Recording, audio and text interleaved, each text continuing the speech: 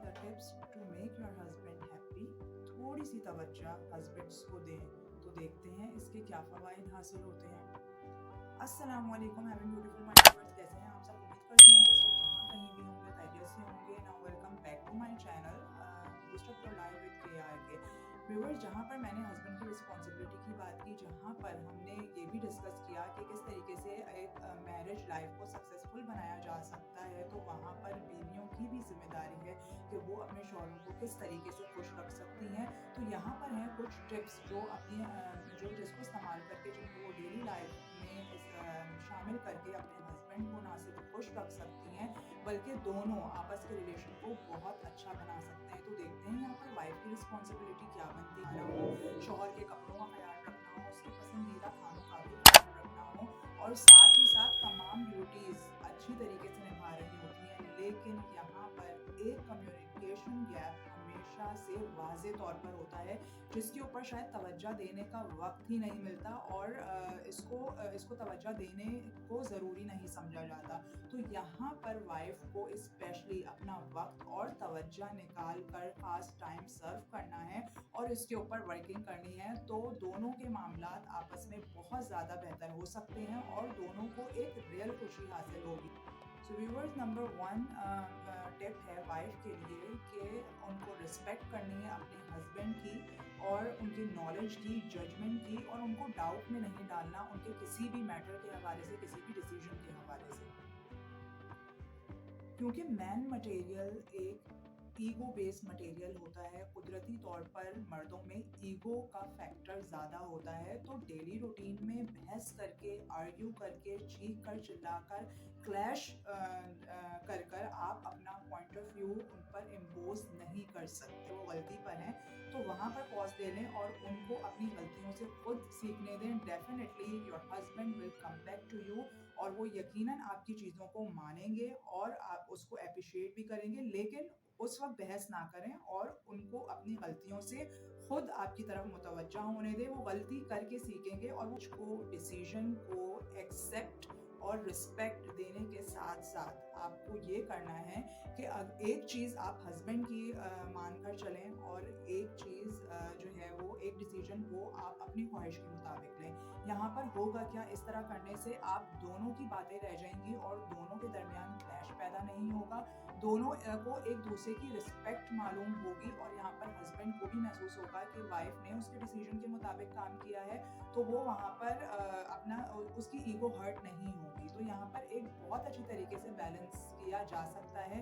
ये भी ज़रूरी नहीं है कि वाइफ्स को हर वक्त अपना आप मारकर सिर्फ हस्बैंड के ही डिसीजन को फॉलो अप किया जाए, लेकिन यहाँ पर ये भी हमें इस्लाम अलाउ नहीं करता कि हम लीडर ऑफ द हाउस की बात को रिग्रेट करें, उसको डिग्रेड करें या एनी टाइम आर्ग्यूमेंट का ही इजहार करें। तो इन चीज़ों से हमें बचना चाहिए। सो बेस्ट टिप नंबर 1 ये है कि आपको अपने रिस्पेक्ट देनी है अपने हस्बैंड की डिसीजन की, उनकी बातों को ठीक तरीके से तवज्जो के साथ सुनना है, साथ मर्ज होकर ही अपना डिसीजन या अपनी जो भी आप करना चाहते हैं वो ऐड। ओके, नंबर 2, अपने प्यार का इजहार हस्बैंड से लाजमी तौर पर शो करना है। ये तो हस्बैंड के मिजाज पे डिपेंड करता है कि हस्बैंड्स किस तरह का अफेक्शन मांगते हैं, कि हर वाइफ्स को पता होता है, बेहतर तौर पर पता है, तो आप उसको एक्सप्रेस करें और ये आपकी ड्यूटी बनती है कि आप अपने हस्बैंड की ख्वाहिश के मुताबिक इन तमाम एक्सपेक्टेशन को पूरा करें।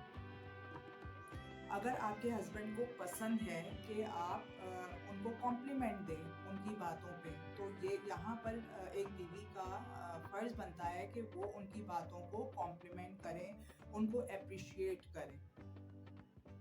उसके बाद ज़रूरी है कि वाइफ को हस्बैंड की पसंदीदा खानों का पता होना और उनकी पसंद को सामने रखते हुए उनके लिए खाना बनाना। ये तो बहुत सी आसान सी टिप है, तो इससे जो है वो आपके हस्बैंड के नज़दीक आपका प्यार, आपकी एक लाइकिंग डेवलप हो।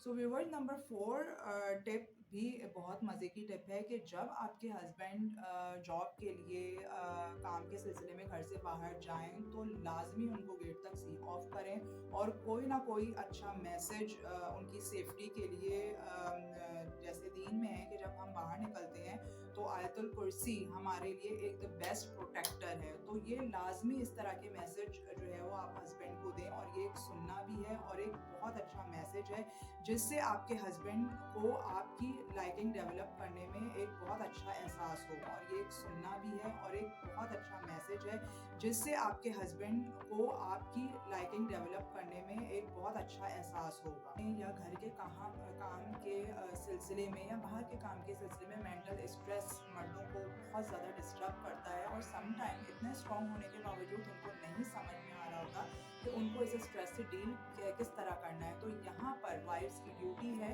कि मेंटल स्ट्रेस के दौरान अपने हस्बैंड को मेंटली सपोर्ट करें। ये उनकी थकन, उनकी जो मुश्किलात है उनको दूर करने के लिए बहुत अहमियत रखता है और इससे बहुत अच्छी बॉन्डिंग हस्बैंड एंड वाइफ के दरमियान बढ़ती है और इससे एक बहुत अच्छी फील हस्बैंड को वाइफ के लिए आती है।